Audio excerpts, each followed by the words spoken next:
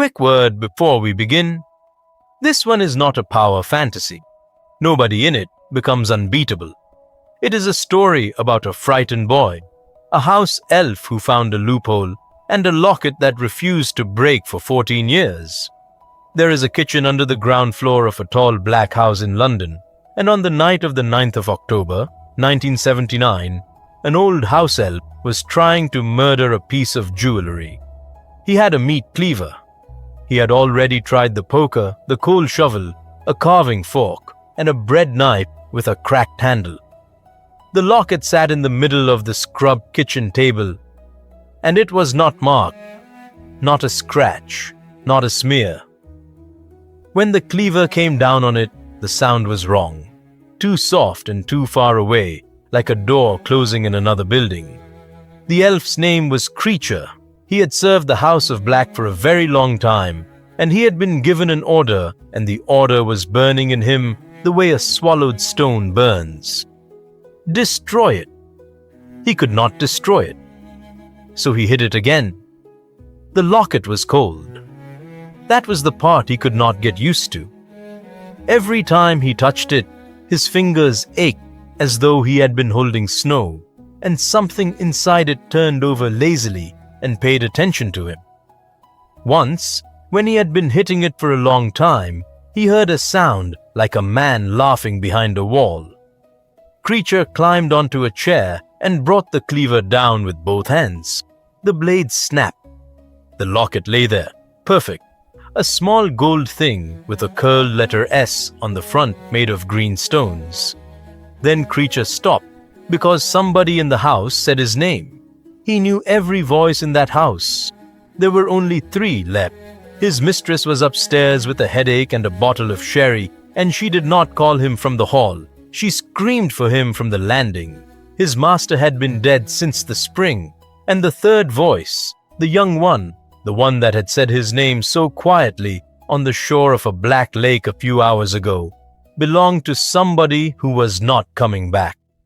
Kreacher had been told that himself, not in words, in an order. He got down off the chair very slowly, and he went up the kitchen stairs, and he opened the door into the hall. Regulus Black was lying on the floor under the umbrella stand made from a trull's leg, and he was soaking wet. Lake water was spreading out around him across the flagstones. His robes were black and heavy with it. His hair was stuck flat to his forehead, and his lips had gone a color Kreacher had only ever seen on people who were finished. His eyes were open, they were moving, following the ceiling, and there was nothing behind them yet. And on his forearms, where the sleeves had been dragged back, there were marks, handprints, dozens of them overlapping, small ones and wide ones, pressed into the skin as though the skin were wax, gray-white and slightly shining. Fingers had closed on both his wrists and pulled, and something had held on hard enough to leave itself behind. "Master," said Kreacher. Regulus's mouth moved. What came out was one word, and it took him 3 tries. Water. Kreacher had a jug in his hands before the word finished.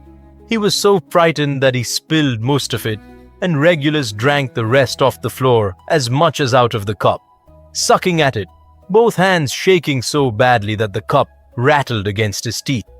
He drank the whole jug. Then he was sick, and then he drank another one, and then he lay back on the wet stone and started to cry in a way that had nothing to do with sadness. It was the crying that comes out of a person when the thing holding them together lets go. Kreacher did not know what to do, so he did what elves do. He straightened the umbrella stand. After a while, Regulus said, "Is it here?" "On the table," said Kreacher. "Kreacher has failed.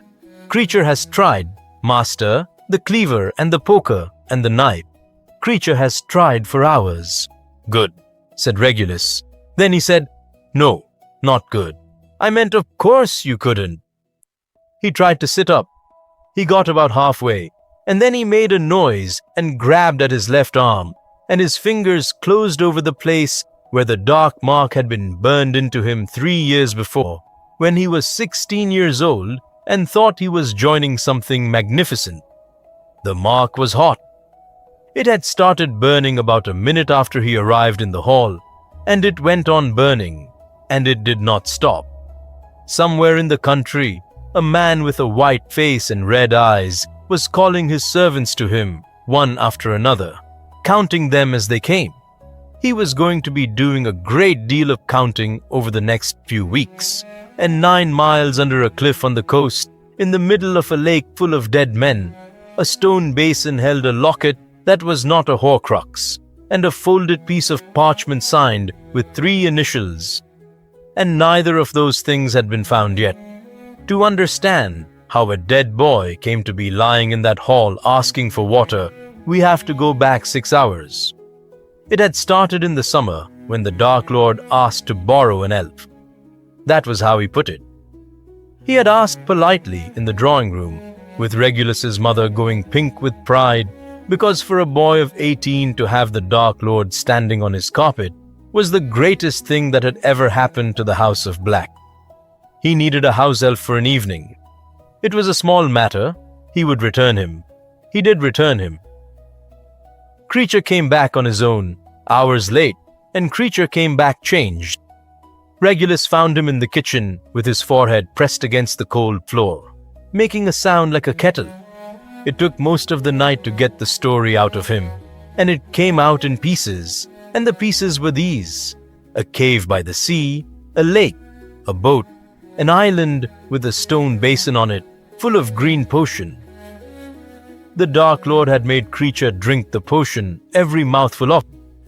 And while Kreacher drank, he had begun to see things and to feel a thirst so terrible that he had crawled to the edge of the water afterwards to drink from the lake, and hands had come out of the lake and pulled him under, and the Dark Lord had watched and put something in the empty basin and left him there to die. Kreacher had not died. Elves have their own magic. He went home because his master had once told him to always come home, and he lay on the kitchen floor and shook, and when Regulus asked him what the Dark Lord had put in the basin, Kreacher said, "A locket, master, a little gold locket." Most young men in Regulus's position would have gone quiet and grateful. His elf was alive. The Dark Lord had used him and given him back. That was an honor. Regulus went to the library instead. He was a Slytherin and a very good student, and he had grown up in a house where the dark books were not hidden because nobody in that house thought they needed hiding. He knew what shelf to start on. He had also been a Death Eater for 2 years and had heard the Dark Lord speak about death in a way that had begun, quietly, to frighten him. Not the deaths he handed out, his own. The Dark Lord did not talk about dying the way other men do. He talked about it the way a man talks about a rumor he has personally disproved. It took Regulus 5 weeks to find the word. The word was Horcrux, and the book that used it was thin and unpleasant and written by somebody who clearly enjoyed himself. A Horcrux is a container. You tear a piece of your own soul away by committing murder, and you hide the piece inside an object, and while the object survives, you cannot truly die. Your body can be destroyed. You will still be there, less than a ghost, waiting. Regulus sat in his father's chair for a long time with that book open on his knee. Then he thought about a locket in a stone basin in the middle of a lake full of drowned people, guarded by a potion so vile that it made a house elf crawl into the water to escape his own mind. And he understood what he had been recruited into at the age of 16. He was not fighting for the future of wizard kind. He was one of the hands that held the shovel for a man who intended to be unkillable. He could have gone to Dumbledore. He thought about it for one whole evening, and then he stopped thinking about it, because he was 18 years old and a coward and knew it, and because Albus Dumbledore was the man his family spat about at dinner, and because his brother was in Dumbledore's order, and Regulus would rather have swallowed the potion twice than knock on a door and ask Sirius for help. That is the true divergence in this story, by the way. Not the cave. Cave is where he pays. The divergence is a boy deciding to do the bravest thing in his life in the most secret and lonely way possible, and then getting one piece of luck he did not plan for. On the evening of the 9th of October, 1979, Regulus took a false locket out of his mother's jewelry box, sat down, and wrote a note. It was short. He said that he knew what had been hidden, and that he had taken it, and that he expected to be dead by the time anyone read the words. He signed it with 3 initials, and nothing else. Then he told Kreacher to take him to the cave. Kreacher did not want to go. Kreacher begged. Regulus said please, which no Black had ever said to him, and that finished the argument. The cliff was black and streaming with rain. There was a crack in the rock at sea level, and Regulus swam into it with the elf clinging to his shoulder, and inside was a long tunnel and then a wall with nothing on it. Kreacher showed him where. The Dark Lord had paid the wall in blood, so Regulus cut his forearm with a penknife straight through the edge of the mark and pressed it against the stone. The wall opened like something waking up. The lake was enormous and absolutely still. There was a little greenish light in the middle of it, far out. Regulus found the boat by putting his hand into the water where Kreacher pointed, and a thin chain came up dripping, and a small ghostly boat rose after it. It was built to carry one grown wizard. It let a wizard and an elf across without complaint, because an elf's magic does not count for anything in the arithmetic of men like Tom Riddle, and that mistake is going to matter twice in this story. The island was a flat stone disc. On it stood the basin, glowing, full to the brim. Regulus tried everything first. He tried to scoop the potion out with his hands, and his hands went through it as if it were air, though it lay heavy and green in the basin. He tried to vanish it. He tried to freeze it. He tried to conjure a cup and drink around it. The potion simply sat there, patient as a bank. "It has to be drunk," he said at last. "That is the lock. Somebody has to drink all of it." "Kreacher will drink," said Kreacher immediately. "Kreacher has drunk it before. Kreacher knows the taste. Kreacher will drink and Master will take the locket. And here is the moment. This is the moment that everything else in this timeline hangs from. So listen to it properly." Regulus Black looked at the elf who had been made to drink that potion once already by a man who did not even bother to watch him die, and he heard himself about to say yes. He wanted to say yes. He was going to say yes. He said no. He conjured a goblet. He filled it, and then he drank the whole basin, 12 gobletfuls, while a house elf held his wrist to keep his hand steady. We are not going to spend long inside it, because it is not the kind of thing anybody should enjoy describing. The potion does not hurt the body. It hurts everything else. By the 4th goblet, he was begging. By the 7th, he was seeing his brother walking away down a corridor at Hogwarts and not turning round, over and over on a loop. By the 9th, he had stopped knowing where he was, and Kreacher was pouring it into his mouth because he had been ordered to make sure the basin was emptied no matter what his master said afterwards, and that order was the cruelest thing Regulus ever did to him. The basin came empty. At the bottom lay a small gold locket with a green letter S. Kreacher took it out. Kreacher put the false one in, with the note folded underneath it, and filled the basin again out of his own magic, so that nothing would look disturbed, which was Kreacher's own idea, and nobody has ever given him credit for it. Regulus was on his hands and knees on the stone. His mouth was full of sand.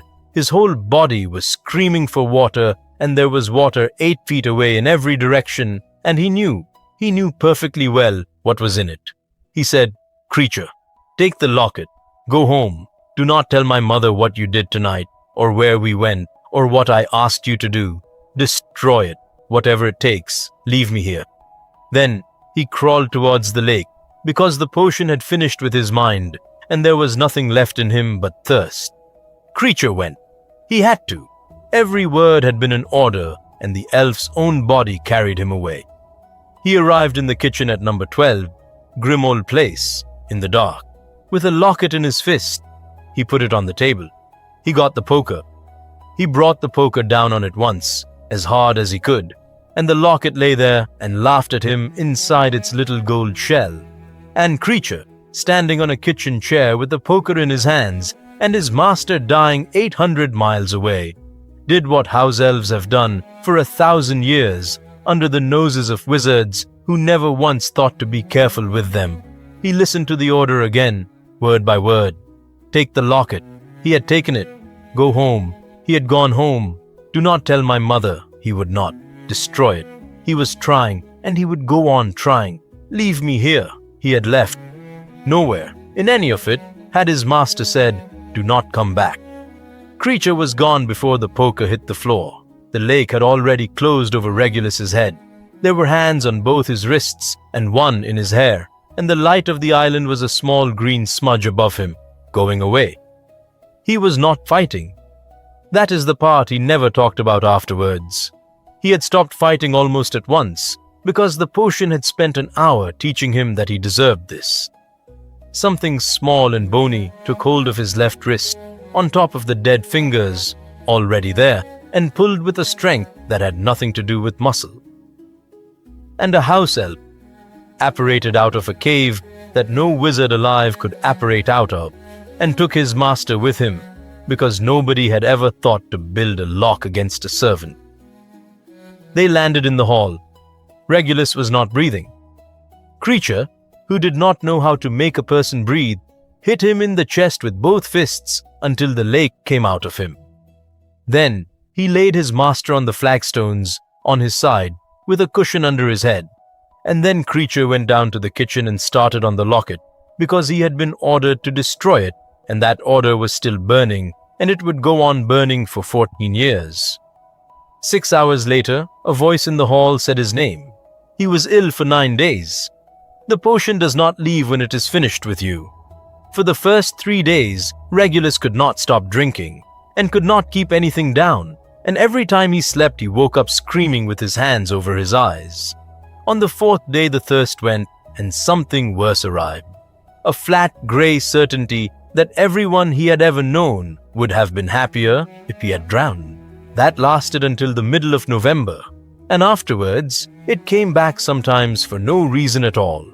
On ordinary afternoons, for the rest of his life, the handprints faded, but they did not go. They stayed as pale ridges in the skin of his forearms and wrists, dozens of them, layered like fish scales. Where the dead fingers had closed hardest, across the inside of his left wrist, something underneath had been crushed. He never got that hand back properly.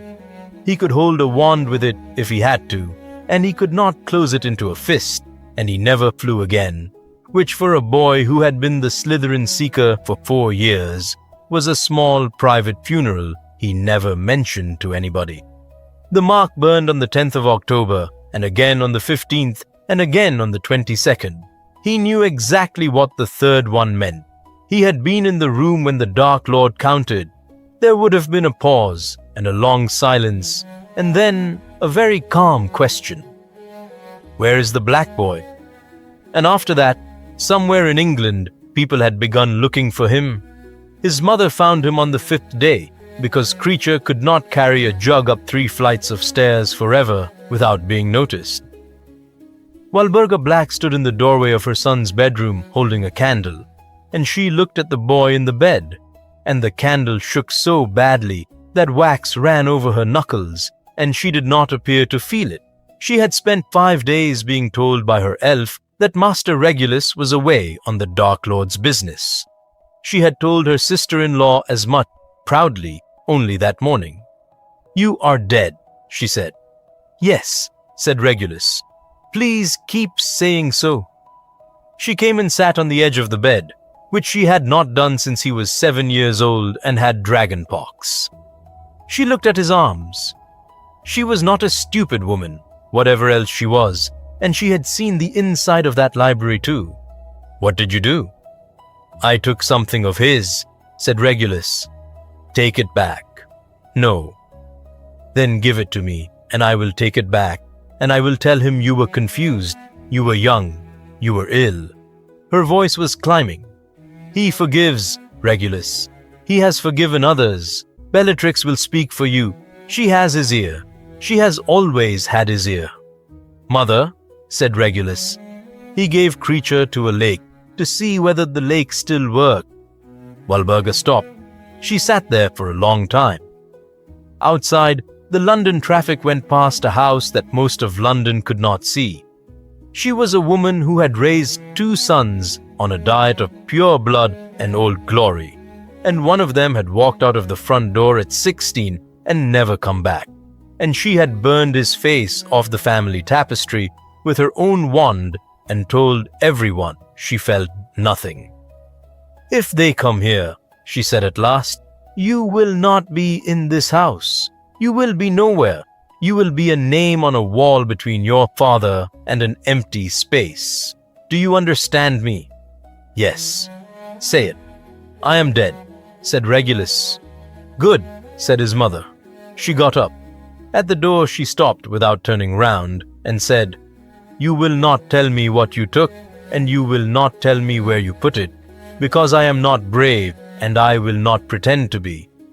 Then she went out and she screamed at Kreacher about the state of the stair rail for a full minute, which was how Walburga Black said the thing she could not say. Bellatrix Lestrange came on the 29th of October. She did not knock.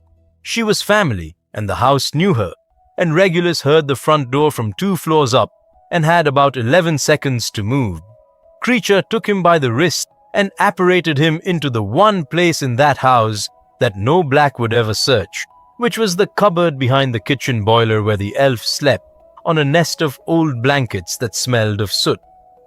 Regulus lay in the dark with his cheek against a hot pipe and listened to his cousin through the floor of the hall above.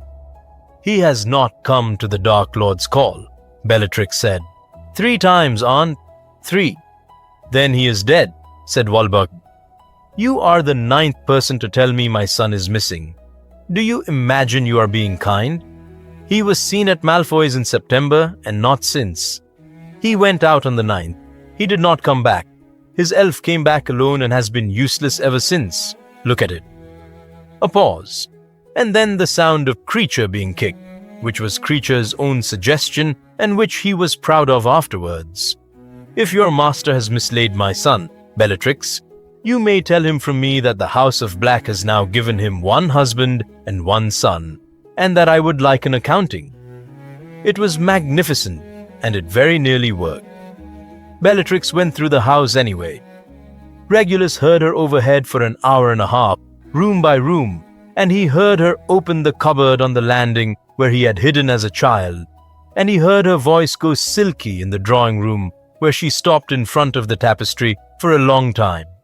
She was looking, we can be fairly sure, at the small round scorch mark where Sirius used to be, and at her cousin Regulus's name, still there, still gold, with no date after it. Then she came down to the kitchen. Regulus could see 1 thin bar of light under the cupboard door. He watched her boots cross it twice. He heard her pick something up off the table and put it down, and he had a moment of absolute liquid terror before he remembered that the locket had been inside a hole under the 3rd floorboard of his own bedroom since Tuesday. When we find him, Bellatrix said, apparently to the kitchen, and we will find him, because there is nowhere on this earth that is not the Dark Lord's. I am going to ask to be the one. Do you know why, Aunt? No, because he was my favorite, said Bellatrix, and she sounded like somebody talking about a horse. Little Red, he was the only one of you with any elegance, so I will do it neatly. I will do it in 1 piece. Then she left. Regulus stayed in the elf's cupboard for another 2 hours, because he could not make his legs work, and while he was in there, he did the arithmetic of the rest of his life. He could not go out. Not to Diagon Alley, not to the Ministry, not into a Muggle street, because the Dark Lord had eyes he had personally helped to place, and Regulus knew the names of 9 of them. He could not use his own wand where the Ministry would trace it. He could not write to anyone he had ever known. He could not be seen at a window. He was 18 years old, and the reward for surviving the cave was that he had swapped a lake for a house. And he had one thing to show for it, and it lay under a floorboard, and Kreacher had already tried a cleaver, a poker, a carving fork, dragonhide shears, a curse that took the paint off the wall, and 41 hours of continuous elf magic. Not a mark on it. The winter of 1979 was the winter of trying to break a locket. They kept a list. Regulus wrote it in the back of an old school exercise book in his small, neat handwriting, and by February it ran to 4 pages. Basilisk hide gloves and a chisel. 9 different cutting curses, boiling in salt, boiling in wine, freezing it, and then striking it, dropping it from the 4th floor onto the flagstones of the hall, which chipped the flagstones. Acid from a bottle in the cellar with a label nobody had ever wanted to read. A blasting curse in the garden at night, which took out a wall and brought Kreacher back with the locket lying in the grass, shining, cold, and unmarked. Once Regulus tried opening it, it would not open either. The little gold shell was sealed as if it had been made in one piece, and when he pushed his thumbnail into the crack was not there. And somewhere in the middle of that winter, they worked out that the locket was doing something back. Kreacher noticed it first, in his way. He said the kitchen was cold when the locket was in the kitchen. Then he began muttering, which he had never done before. Long, unhappy conversations with nobody about traitors and mudbloods and the shame of the House of Black. Regulus took the locket up to his bedroom, and within a week, Kreacher was almost himself again, and Regulus had begun dreaming every single night about the same corridor at Hogwarts, with his brother walking away down it. It got into his waking hours too. If he sat in the same room as it for long enough, he would find himself thinking, in his own voice, quite reasonably, that he ought to give it back. That the Dark Lord would forgive him, that his mother was right, that there was still time to be somebody. Instead of a name with no date after it, that was the frightening part. Not the cold, the reasonableness. So they made rules. The locket lived in a lead-lined box under the 3rd floorboard of Regulus's bedroom, and the box was locked, and Regulus opened it once a week to be certain the thing was still in it, because they had learned by then that it wanted to be moved. It nudged. Twice. Kreacher found himself standing in the hall with the box in his hands and no memory of picking it up, once at 3 a.m, with the front door already unbolted. Regulus made him promise. Then, because a promise is nothing, he gave him an order, and this time he was careful with every word, and the order was that Kreacher was never to carry the locket out of the house. Not for any reason, not even if Regulus himself told him to. It is worth stopping here to say what that means. From that winter on, Regulus Black was not a hero on a quest. He was a guard. His entire function was to sit in a dark house on top of a piece of the Dark Lord's soul and keep it from getting out. He did that job for 14 years, and in March 1980, sitting in his father's chair with the thin, unpleasant book open on his knee for the 40th time, he found the sentence he had skipped. The book said that the wizard who splits his soul once may split it again. It said that the greatest number of divisions ever attempted was 6, and that the writer would not recommend it, in the tone of a man declining a second helping of pudding. And it said that of all numbers, 7 had the deepest magical strength, and that a soul in 7 pieces would be a thing no wizard had achieved. Regulus put the book down. He got up. He walked to the window and stood beside the curtain, where he could not be seen from the street, and he went through his memory like a man going through his own pockets after a robbery. He remembered a night in 1978, at a party at Malfoy's house, when Bellatrix had been drinking and had let it be known to about 4 people that the Dark Lord had entrusted her with a keeping. That was her word. A keeping. Something of his. Something old. Put into the Lestrange vault at Gringotts under the deepest protections the goblins allowed. And she had said it the way another woman would show off a ring, and Rodolphus had told her to be quiet, and she had laughed at him.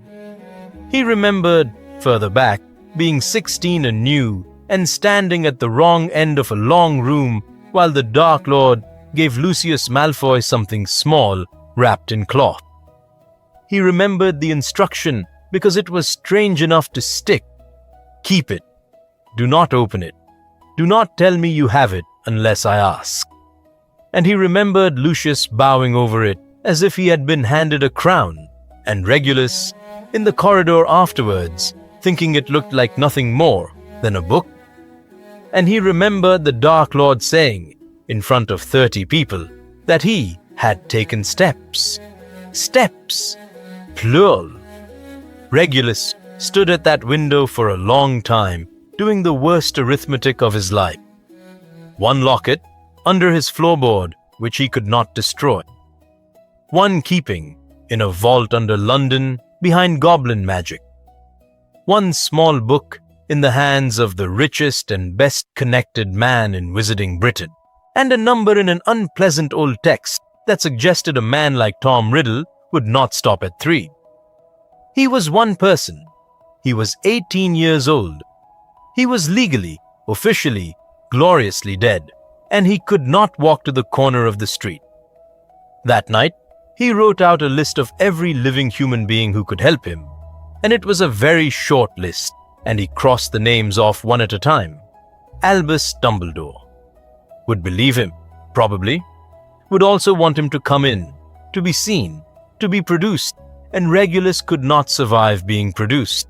He would be dead inside a week, and the locket would be in the ministry's evidence room, which is to say in Lucius Malfoy's pocket by Friday. Sirius. The last time they had spoken, in the summer of 1976, Sirius had told him he had the spine of a jellyfish and the morals of his mother, and Regulus had told him that he hoped he enjoyed being poor. And then Sirius had gone out of the front door for the last time.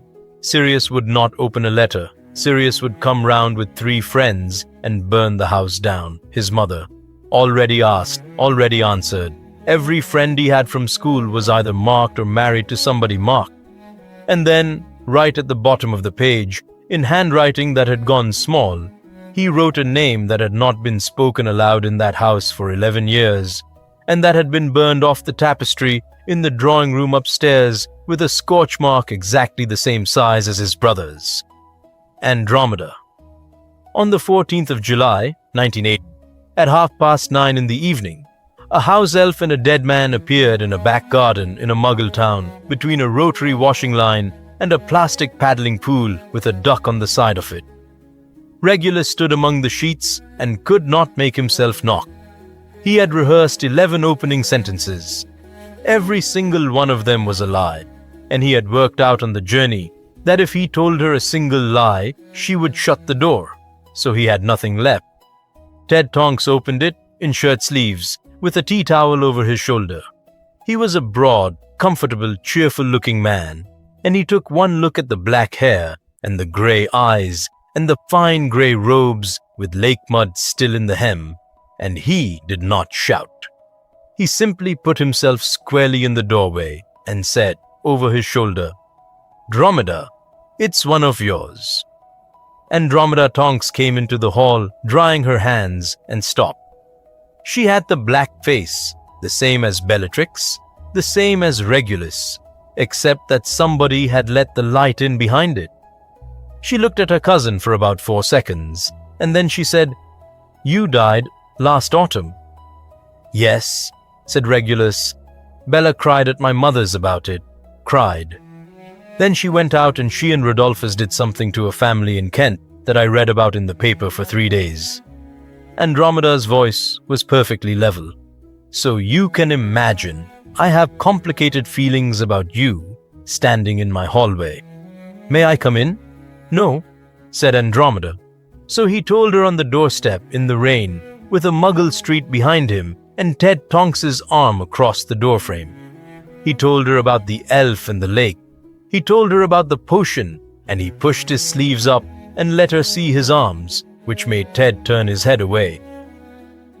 He told her what a Horcrux was, and what he had taken, and where it was now, and that Kreacher had been hitting it with kitchen implements for 9 months without leaving a scratch. and he told her the part he had not said out loud to anybody, which was the number. That there was one in his house, and one in her sister's vault, and one in Lucius Malfoy's, and probably more, and that if all of them were not found and unmade, then it did not matter at all who won this war, because the man they were fighting could not be killed and would simply wait. When he finished, Andromeda stood back and let him in. The house was small and warm and full of muggle things. There was a photograph on the mantelpiece that did not move. There was a wireless. There was a child's cardigan on the arm of the sofa, and a tin of biscuits with a picture of a castle on it. And Regulus Black sat down in the middle of all of it in his fine grey robes and felt like something dragged in on a boot. "You want money," said Andromeda. "I want hands," said Regulus. "I cannot go out. I cannot be seen or written to or traced, and I cannot walk into a shop and buy a book about how to destroy the thing in my bedroom floor. You can. You are married and settled and out of the family and nobody watches you." "Somebody always watches me," said Andromeda. "You'd know. You were 16 when you started." He did not have anything to say to that, and he did not try to have anything, and she noticed. Then a small voice from the stairs said, "Is he a relation?"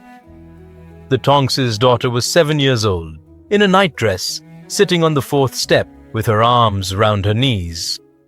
Her hair had been light brown when she sat down, and by the time Regulus turned round, it was going darker at the roots, the way ink goes up blotting paper. Nymphadora Tonks was a metamorph magus, which means her hair did whatever her attention did, and her attention at that moment was entirely on the visitor. "Bed," said her mother. "He's got our nose," said Dora. "Bed?" She went up 2 steps and stopped, and by then her hair had gone black and long and glossy, and she had done it out of pure friendliness, the way a child copies an accent. She turned round to show him. Regulus went completely still. "Change it," said Andromeda, and her voice cracked in the middle of the word for the first time all evening. "Why?" said Dora. "Because," said Regulus, "it looks like somebody I know, and I would rather not see her in this house." The girl's hair went bubblegum pink out of sheer defiance, and she stamped upstairs. Ted followed her, and Regulus and Andromeda sat in a muggle sitting room with a tin of biscuits between them and made the arrangement that would run for the next 13 years. She would be his hands. She would order books from 3 different dealers under 3 different names. She would go to Gringotts as a private customer with a small private vault and ask innocent questions about the depths and the protections and what a goblin will and will not say about another family's holdings. She would read the newspapers he could not be seen buying. She would carry letters and never carry them by owl to the same place twice. And she would take nothing from him, not 1 galleon, because she had left that house with nothing and intended to keep the record straight. "One condition," said Andromeda at the door at midnight. "Name it."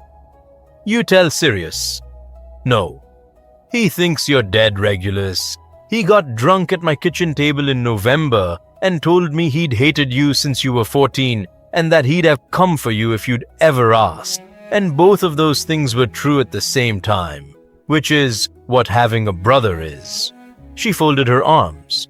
"You have 1 year.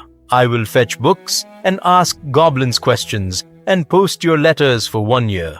When the year is up, you tell your brother what is under your floor, or I will tell him myself, and I will not be gentle about how I do it. He will hand me to Dumbledore." "Yes," said Andromeda. "That is rather the point." She shut the door. Regulus stood in a muggle garden with an elf holding his wrist, and for the first time since the 9th of October, something in his chest that was not fear or shame. It felt uncomfortable. It took him weeks to work out that it was company. The year she gave him ran out on the 14th of July, 1981. He did not make it that far, because in the 3rd week of June, a letter came back with a book, and the book was worse than useless, and at the bottom of Andromeda's note, There were 4 lines in a different hand, in ink so hard pressed it had gone through the paper. They said, "I know you are alive. Andromeda told me nothing. She did not have to, because I have known her since she was 15, and she cannot lie to me about family. Be in the drawing room tomorrow at 9 o'clock in the evening. If you are not there, I will come in through the wall."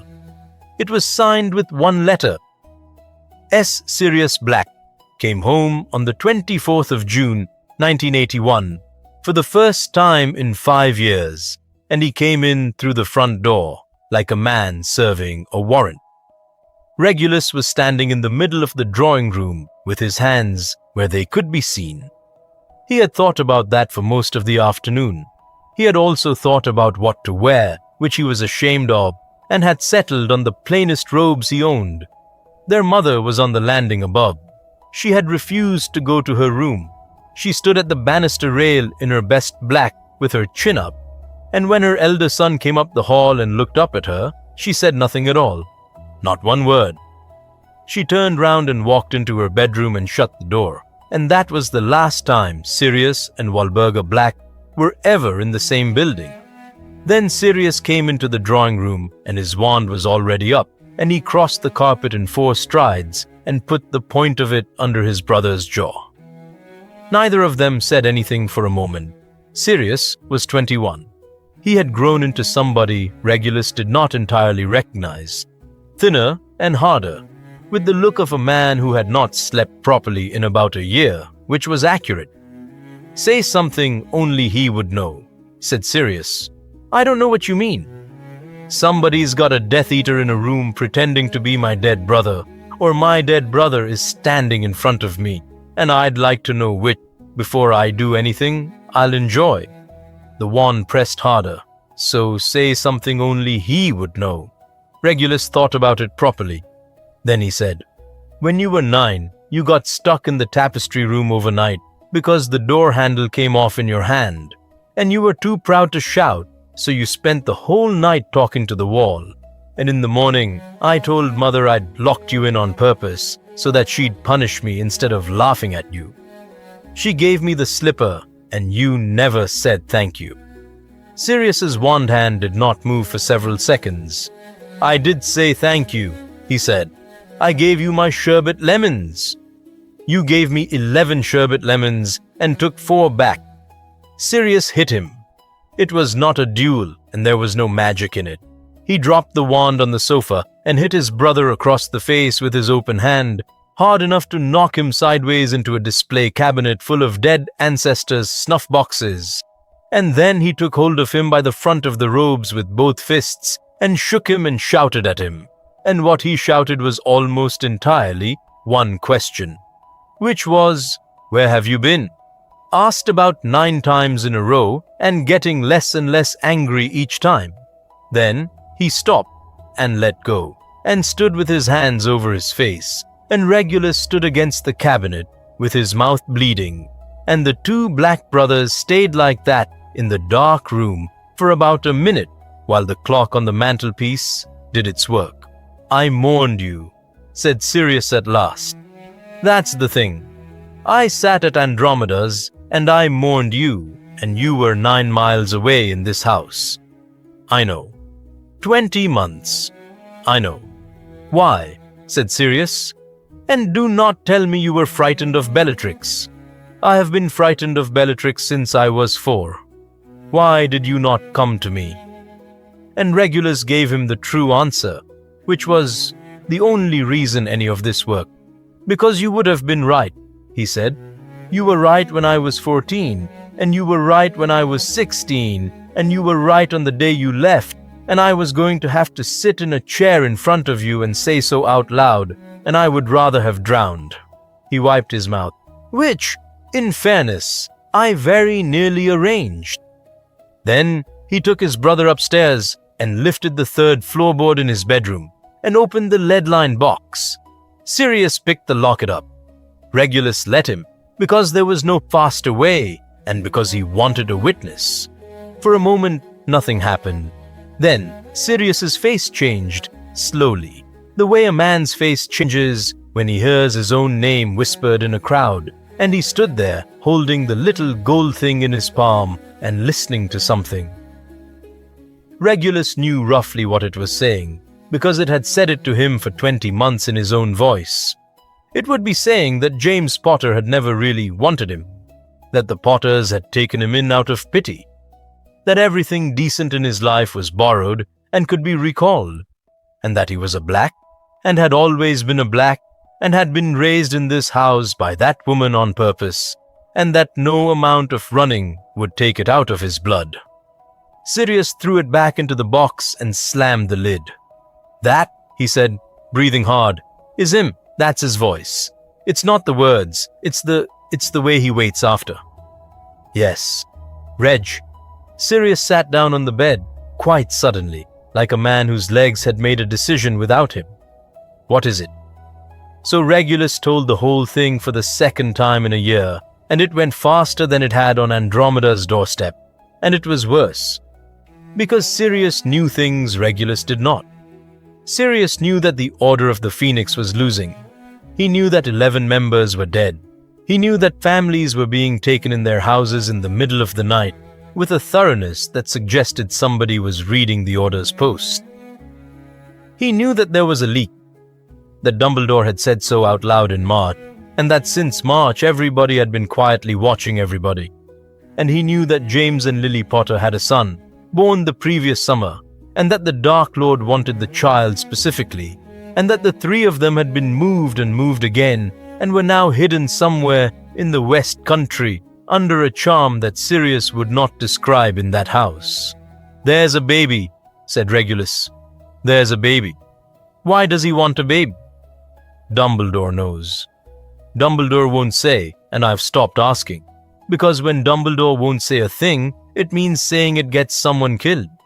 Sirius looked up. "Which brings me to you." "No," said Regulus. "He has to know about this. He will want me in the open. He will want me in front of the Wizengamot with my sleeve rolled up, giving names. And the moment I do that, this," Regulus put his hand flat on the floorboard, "belongs to the Ministry, and the Ministry has Malfoy in its pocket up to the elbow, and it goes straight back to him. Sirius, I have thought about nothing else for a year and a half." "Then think about this instead," said Sirius. "You have had it for 20 months. You have hit it with everything in a house full of dark objects. You cannot break it. You cannot get into the vault. You cannot get near Lucius, and you do not know what the other ones are. You are not guarding it. You are just carrying it around until you die of old age, and then it is somebody else's problem, and he still cannot die." Regulus did not answer because there was nothing to answer. "I'm not asking," said Sirius. "I'm telling you what's going to happen, and I'll tell you the other thing that's going to happen, which is that I am not leaving this house at the end of tonight, because I have spent 20 months thinking you were at the bottom of a lake." He slept in his old bedroom, on top of the covers, with his wand in his hand. In the morning, he ate breakfast in the kitchen with a house elf who called him an ungrateful blood traitor to his face, and then, without being asked, gave him a second egg. Sirius left at 11 to fetch Dumbledore. He came back alone, 3 hours later, in a foul temper, because Albus Dumbledore had asked to sleep on it. "He asked to what?" said Regulus. "Sleep on it," said Sirius.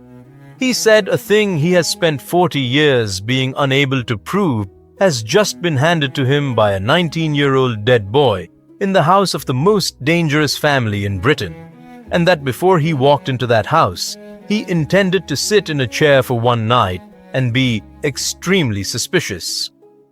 Also, Remus wanted to come and can't. The moon was full last night, so he's flat on his back in Sussex and won't be upright until Thursday. Albus Dumbledore came to number 12, Grimmauld Place, at 9 o'clock in the evening on the 26th of June, 1981, and he brought a bag of sherbet lemons, which he set on the table without comment, and which made one of the two Black brothers laugh so hard he had to leave the room. Regulus had expected to be interrogated. What actually happened was worse. He was listened to. Dumbledore sat in the drawing room of a house whose owner would have set the dogs on him with his hands folded, and let a 19-year-old talk for 2 hours without interrupting once. He asked for the exercise book with the 4 pages of failed methods and read every line of it. He asked to see the arms and looked at them for longer than was comfortable and said, "You drank it yourself," when the elf offered. "Yes." "Why?" "Because he had already had it once," said Regulus. "Yes," said Dumbledore, and something in his face moved and settled. "That is the answer I was hoping for, not the one I expected." Then he asked to hold the locket and did not flinch at whatever it said to him, and afterwards he sat for a while with his eyes shut. "I have been chasing this for 35 years, he said. "I taught the boy who made it. I knew there was something he had done and could not undo, and I have never been able to put a word to it, and I have never had a piece of it in my hand. You have handed me both in one evening. Mr. Black, I am going to tell you 3 things, and you will not like the third." The first thing was what the locket was. It had belonged to Salazar Slytherin, and had come down through the centuries to a family who did not know what they had. And in the 1950s, it had been bought, or rather taken, from an old woman called Hepzibah Smith, who died 2 days later of what the ministry recorded as an accident with a poisoned cup of cocoa. Her house elf confessed, and nobody looked further. And the same old woman had owned one other treasure that vanished at the same time. A small golden cup with 2 handles and a badger engraved on it, which had belonged to Helga Hufflepuff. Regulus said, "A cup." He was very pale. Bellatrix said a keeping. She said it was old. "Then we know what is in the Lestrange vault," said Dumbledore, "which is more than I knew this morning." The second thing was the ring. Dumbledore had spent years collecting memories out of people who had brushed against Tom Riddle's life. An old ministry clerk, a shopkeeper, a retired professor who did not want to talk about it. He knew that Riddle's mother's family had been a ruined, half-mad line living in a hovel in a valley in the Midlands, and that they had owned one ugly gold ring with a black stone, and that Riddle had worn that ring for a few months in his 6th year at school, and never after. 3, said Sirius. "Locket, cup, ring." 4, perhaps, said Dumbledore. "Your brother saw a small book given to Lucius Malfoy, wrapped and untouchable and never mentioned. And there is one more thing that troubles me, which is that when Tom Riddle was a boy, he became extremely interested in something that has been lost for 1,000 years. Rowena Ravenclaw's diadem? He asked questions about it that no schoolboy asks. I do not know that he found it. I know that he is the sort of man who does not stop asking." Then he said the third thing. "We cannot destroy them." He explained it in the flat voice of a man who has already tried the argument on himself. A Horcrux is not an object with a curse on it. It is a wound in the world with a piece of a soul inside. To unmake one, you must damage the container so badly that magic cannot repair it, and there are very few things in existence that do that. Fiendfire is one, and fiendfire is a living fire that hunts, that grows, that does not stop when you want it to, and turning it loose inside a house in London to burn one small gold locket would take the street with it, and probably the men holding the wands. "And venom," said Dumbledore. "Basilisk venom. There is nothing in nature more destructive and nothing that can be healed less. A wound from a basilisk fang cannot be closed by any means but phoenix tears, and a thing struck through by one is finished." "Then we need a basilisk," said Sirius. "There is not one in Britain," said Dumbledore. "Breeding them has been illegal since the 12th century, and the last one anybody in this country can account for is the one Salazar Slytherin left underneath my school." Both brothers looked at him. "In 1943, said Dumbledore, "the Chamber of Secrets was opened, and a girl died in a bathroom on the 2nd floor with no mark on her, and a boy named Tom Riddle received a special award for services to the school for catching the culprit, who was innocent, and who I could not save. I have spent 38 years failing to find that chamber. I cannot find it, because it does not answer to me. It answers to the tongue of Salazar Slytherin himself, and there is exactly one living speaker of it in the world, and he is the man we are trying to kill." The clock on the mantelpiece ticked. "So," said Regulus slowly, "the only substance in Britain that can destroy the thing under my floorboard is in the mouth of a snake, in a room that only Voldemort can open." "Yes," said Dumbledore. "Do you begin to see why I asked to sleep on it? That night, they made 3 decisions, and those 3 decisions are why this timeline looks the way it does. The first was the rule. They would find every one of them and touch none of them. Not one. Because the moment a Horcrux went missing, Tom Riddle would go and check the others and move them and hide them somewhere nobody would ever find them again, and the war would become unwinnable in a single afternoon. Locate, watch, wait. Dumbledore said it twice, and then he made both brothers say it back to him, which Sirius resented for about 11 years and then understood. The second was the house. At 2 a.m. in the hall, Albus Dumbledore performed the Fidelius charm over number 12, Grimold Place, and made himself its secret keeper. The secret of that address now lived inside his head and could not be got out of it by force, by potion, or by torture. And from that night on, Bellatrix Lestrange could stand on the pavement outside her own family's front door and see nothing but a gap between 2 houses. The third was the names. Regulus gave them, every Death Eater he could account for, marked and unmarked, in the order he had met them, and it took over an hour, and Dumbledore wrote none of it down. And near the end, Regulus said a name, and Sirius stood up so fast that his chair went over. "Snape," said Sirius. "Severus Snape. He's marked." "He was marked before I was," said Regulus. "He recruited half our year. He was the one who made it sound like scholarship." "Albus," said Sirius, and his voice had gone very quiet, which was worse. "Snape is in and out of Hogwarts. Snape was at the Hog's Head last winter. Snape has been in the same room as James." "I know," said Dumbledore. "You know he's a Death Eater?"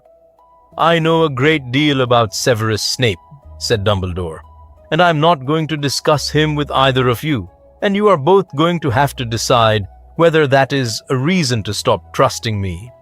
I would think about it carefully. I have just made myself the only living door into this house." And Regulus, who had been watching the old man's face with his whole attention, said, "Sirius, leave it." "Leave it? He is doing to Snape," said Regulus, "exactly what he's about to do to me." Sirius did not speak for a while after that. Dumbledore looked at Regulus over the top of his glasses with an expression that the boy could not read at 19 and understood perfectly at 30. He left before dawn. On the doorstep he said one more thing. "You will want to move," he said. "Every week, for years, you will want to move. Do not. He is not yet troubled, and an untroubled Tom Riddle is the only advantage we have ever had." That was the 26th of June, 1981. There were 127 days left. For 4 months, Regulus Black had the strangest job in the war. He never left the house. Dumbledore had made the address unfindable, so the house became a place people arrived at instead, 1 or 2 at a time, in the evenings, and it turned into something between a library and a headquarters. Andromeda brought books in a shopping bag. Alastor Moody came once, stood in the hall, said 4 words to Regulus that were not friendly, and then spent 3 hours arguing with him about Goblin Vault protections, and left saying he had been wrong about something, which for Moody was a bouquet of flowers. And Remus Lupin came, on a Tuesday, looking grey and moving carefully because he was 4 days past a full moon and his ribs had not forgiven him. He was the only one who did not make Regulus explain himself. He sat down at the kitchen table and looked at the scarred arms for a moment and said, "Does it talk to you?" "Yes." "Does it tell you that everyone who is kind to you is only being careful?" Yes, said Regulus. Then we have something in common, said Remus, and I have had mine since I was 4, so I will go first with the advice. Do not argue with it. It knows all your best material. They worked. Regulus wrote, in a hand that could not be traced to a dead man, to 7 different scholars under 7 different names, asking harmless questions about destructive substances. He read everything Andromeda could buy. He built, on the drawing room wall behind the tapestry, the first map anybody ever made of Tom Riddle's soul, in chalk, so it could be rubbed off in a hurry. Locket, here. Cup, Vault 711, Gringotts. Ring, a valley in the Midlands, unlocated. Book, Malfoy. Diadem, unknown, possibly nothing. And then a 6th line, with a question mark on it, and a 7th, because 7 was the number in the unpleasant book, and Regulus could not stop looking at it. On the 24th of October, 1981, Sirius came to the house at midnight in a state of enormous good cheer and told his brother a secret.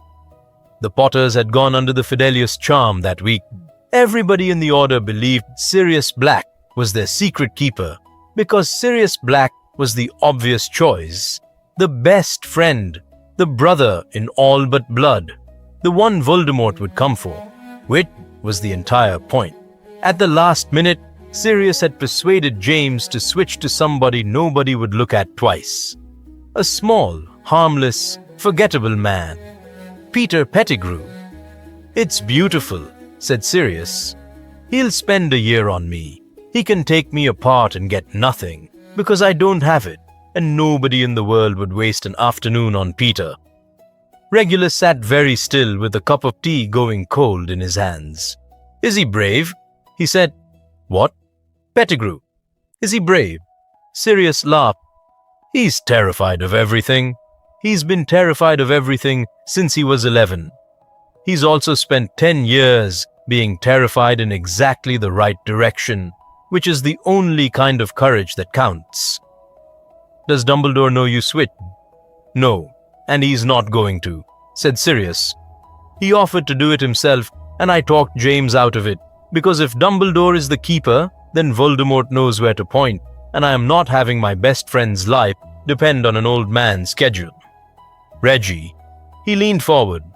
Swear to me, not Dumbledore, not Remus, not Andromeda, nobody. The whole thing only works while everyone in the world is wrong about it.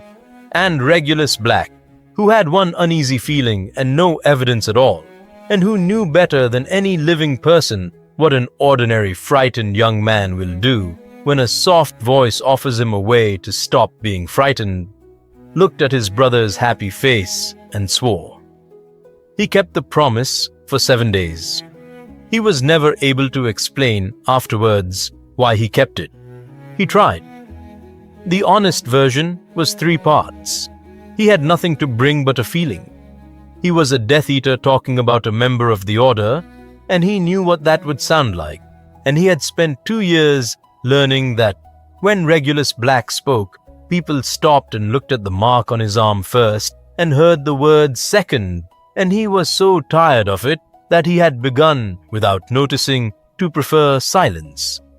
That is the failure at the center of the story. Not the cave he passed. This he did not. The news reached the house at 4 in the morning on the 1st of November, in the form of a silver shape that came through the drawing room wall and spoke in Dumbledore's voice. And it said 11 words, and the 11 words took the war apart. Godric's Hollow. James and Lily are dead. The child is alive. Nobody in that house slept again for 3 days. What had happened is what happened in every version of this story. A man was told a secret by a friend, and he took it to Voldemort, and on the night of the 31st of October, the Dark Lord walked into a cottage in the West Country and killed James Potter in the hall, and Lily Potter in front of a cot, and then turned his wand on a 15-month-old boy, and something went wrong that nobody understood for years. The house of the Blacks got the truth in pieces over the next 2 days. The cottage was in ruins. Hagrid had taken the baby out of it. There was a mark on the child's forehead, and the Dark Lord's body was gone, and his followers were running in every direction, and all across Britain, people were setting off fireworks in the street. Regulus sat in the drawing room in front of a chalk map with 7 lines on it, and understood, completely alone, the thing that 4 million celebrating people did not. Nothing had ended. A body had ended. Then, on the 2nd of November, Andromeda arrived with a newspaper, and she was crying. And Regulus took it out of her hands and read that Sirius Black had been arrested in a Muggle street in the middle of a crater, laughing, with 12 dead Muggles around him and 1 finger of Peter Pettigrew on the road, and that he had been the Potter's secret keeper, and that he was to be sent to Azkaban. Regulus went upstairs and was sick, and then he sat on the edge of his bed for 2 hours. Here is what he knew, and what nobody else in the world knew. He knew about the switch. He was the only living person Sirius had told. Peter Pettigrew was an animagus who turned into a rat, a thing Sirius had bragged about to him years before, in another life, when they were boys and still spoke. 1 finger and no body. A crowded street, a dozen dead Muggles who were nothing to do with anything. And here is what it would cost to say so. He would have to stand up in public, alive, with the mark on his arm, in a country that had spent 11 years burying its children. He would have to admit in front of the Wizengamot that he had been told about the switch on the 24th of October, that he had suspected Pettigrew, and that he had said nothing. He would go to Azkaban. He was quite certain of that, and the locket would go into a ministry evidence room, and from there to the highest bidder, and everything he had drowned for would be undone. Kreacher found him at 5 o'clock in the afternoon, standing in the hall in his traveling cloak, in front of a door he had not opened in 2 years and 1 month. "Master must not," said Kreacher. "Kreacher, listen to me.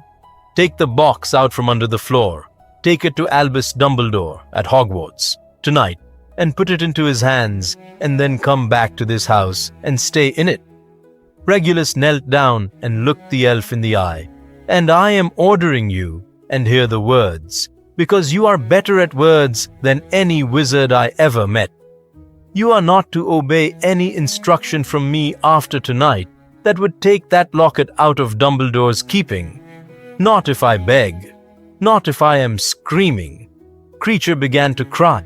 Then he bowed, because he was a house elf of the House of Black, and he had spent 2 years learning that this boy meant what he said. His mother was on the landing when he opened the front door. She had known for an hour. She did not shout. She stood at the banister rail in her best black, with her chin up, and she said, "They will put you in that place." "Probably." "For him?" "Yes, mother." Walburga Black looked at her second son, the one who had stayed, the one she had made, and she said, "Then stand up straight in front of them. You are not a criminal, you are a Black."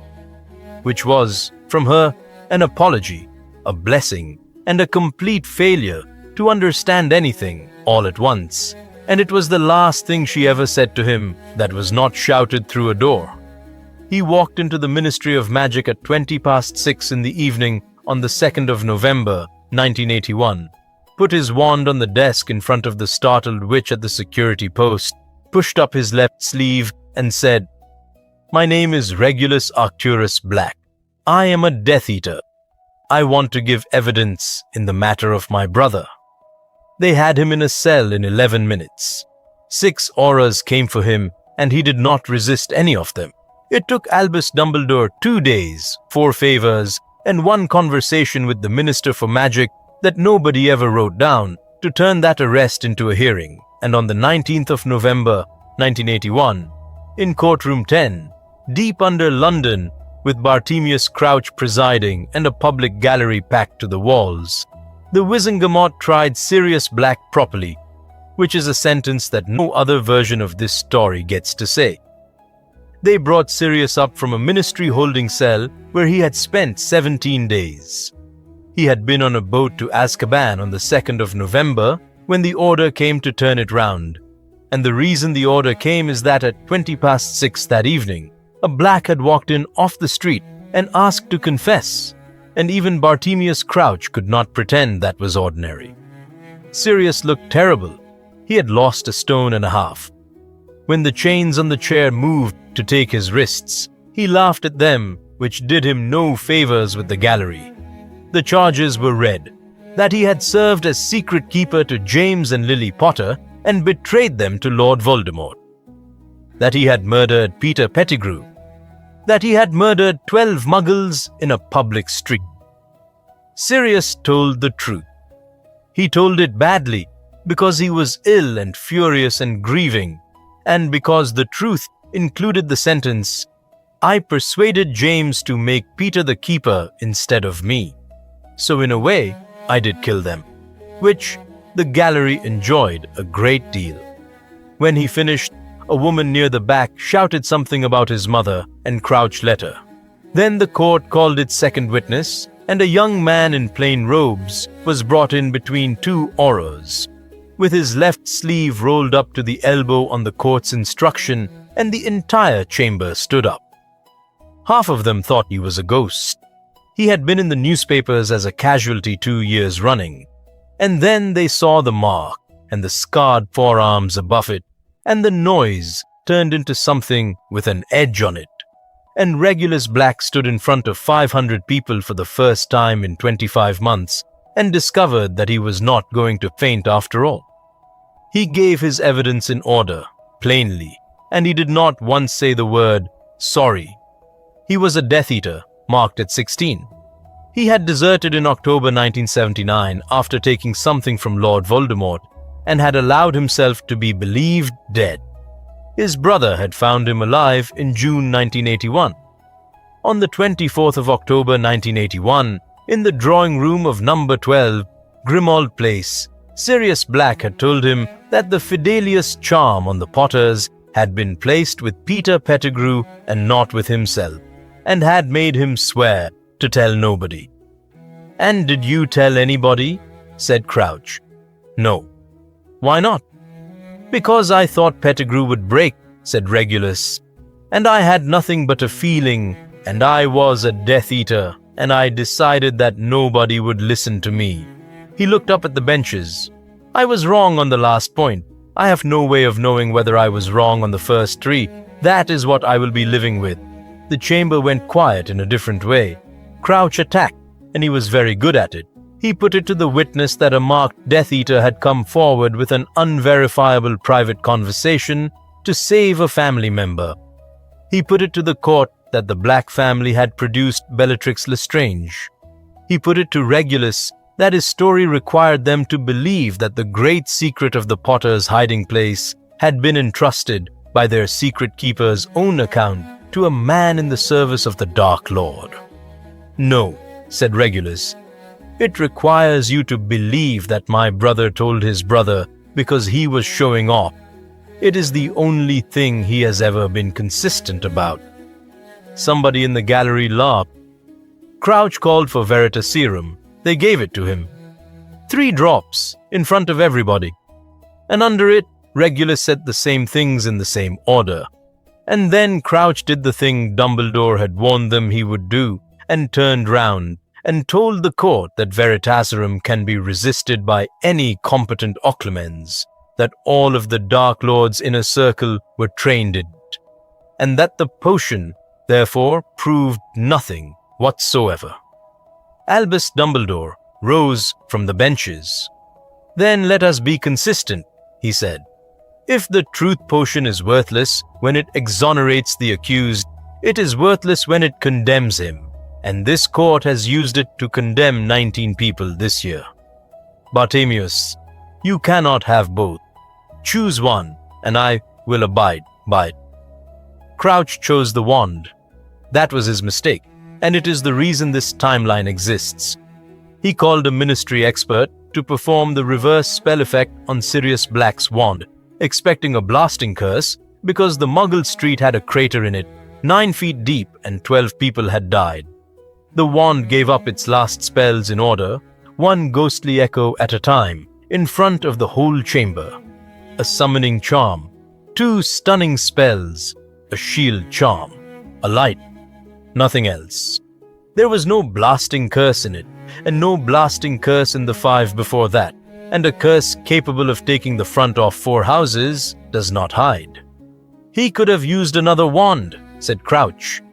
"Then where is Pettigrew's?" said Regulus. 12 bodies were recovered from that street. 1 finger was recovered. No wand was recovered. If Peter Pettigrew was blown apart, gentlemen, you found a finger and lost a wand. And I would very much like somebody in this room to explain to me how a man is reduced to 1 finger by a curse that leaves the finger in good enough condition to identify. It took the Wizengamot 4 hours. Sirius Black was cleared of all 3 charges by a vote of 29 to 22, with 9 abstentions, and Peter Pettigrew was formally recorded as alive, at large, and wanted for the betrayal of the Potters and the murder of 12 Muggles, with a note appended that the suspect was an unregistered animagus capable of taking the form of a common rat. They never found him. He had been running since the 1st of November, and he did not stop. Somewhere out there in the world, for years afterwards, there was a rat with a toe missing. And every so often in this story, you should remember that he is still out there because he is. The chains came off. Sirius stood up out of that chair, and he did not go to the doors. He turned round and walked to the middle of the floor and stood next to his brother in front of the Wizengamot, while the gallery was still shouting, and waited for silence, and then said the only speech he ever made in his life. "This man was in his house because I put him there," he said. "He was 16 when they marked him. My mother did that. My family did that, the whole rotten lot of us. And I got out because I had somewhere to go, and he did not. And I never once went back for him. He stole something from Voldemort when he was 18 years old, and it nearly killed him, and he has been hiding with it in the dark for 2 years to keep it away from you. If you send him to Azkaban for that, then I would like a cell next to his, because I have been sleeping in that house on and off since June, and by your reckoning, that makes me a traitor too." Regulus Black's own hearing was 3 days later, and it lasted 40 minutes, and it was decided in a corridor before it started. The ministry wanted a hero month. It had 1 boy who had survived the killing curse, and 1 boy who had walked in off the street and given them 11 names, 4 of which produced arrests within a week. Dumbledore testified that Regulus Black had removed from Lord Voldemort's possession an object of very great danger, and that the object was in his own keeping at Hogwarts, and that he would describe it neither in open court nor in private, and that if the Wizengamot wished to force him, it was welcome to try. Crouch went the color of a plum. Millicent Bagnold, who could count votes, gave a ruling.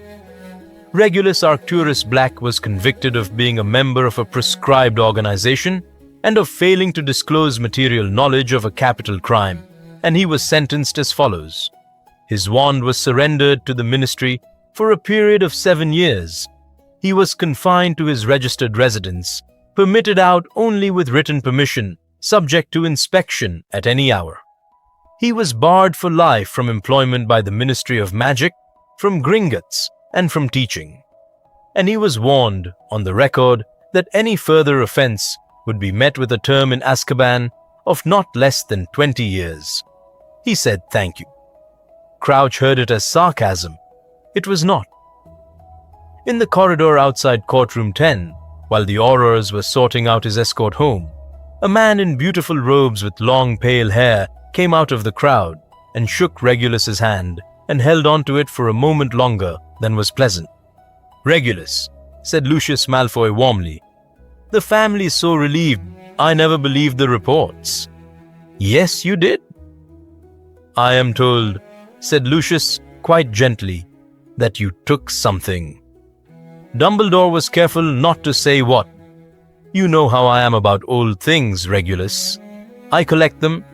If you ever wish to discuss it, I should be very glad to hear which of my old friend's possessions was worth 2 years in a cellar.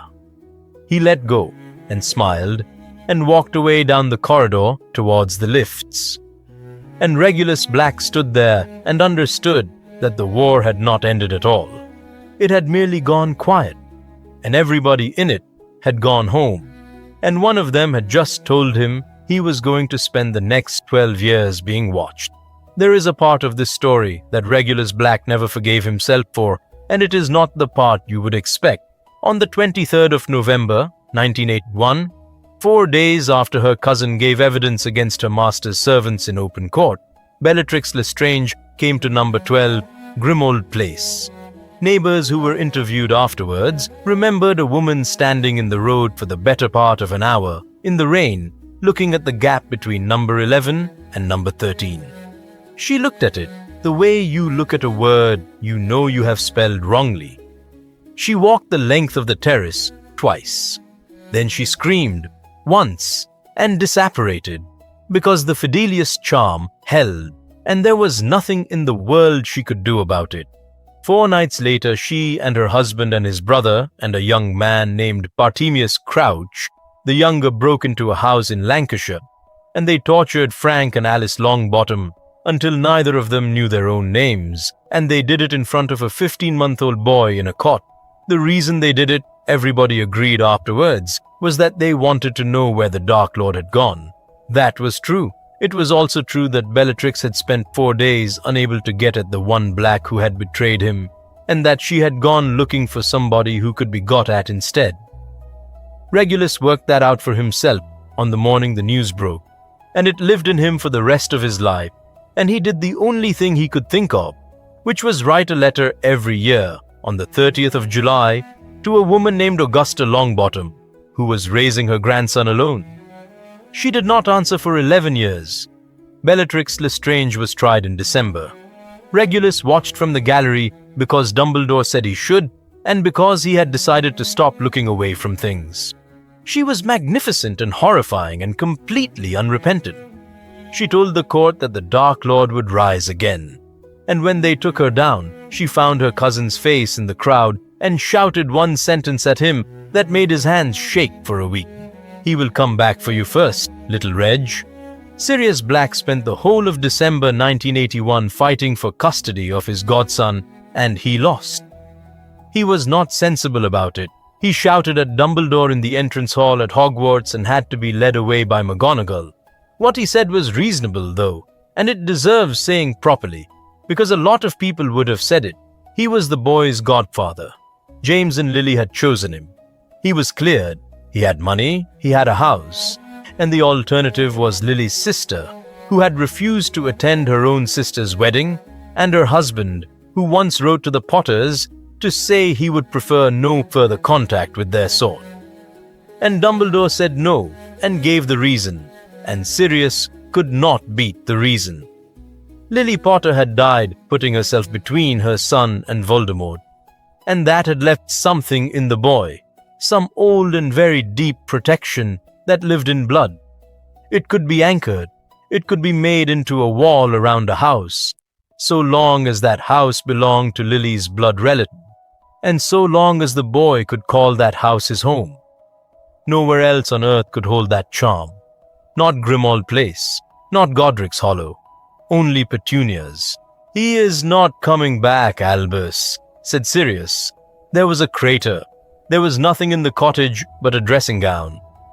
"There was nothing at all," said Dumbledore, "which is precisely what is wrong. Sirius, your brother has a chalk map on a wall with 7 lines on it, and we have accounted for 4. You will not put that child outside a wall until every line on that map is crossed out." So it was arranged, and the arrangement was this. Harry Potter grew up at number 4, Privet Drive, in Little Whinging in Surrey, and it was his home in the way that matters to charms, and the wall around it held. But he was not alone in it. Sirius Black arrived on the doorstep of that house 4 times a year, every year for 10 years, and he made absolutely no effort to be pleasant about it. Vernon Dursley tried, on the second visit, to explain that they would not be having any of that in his house.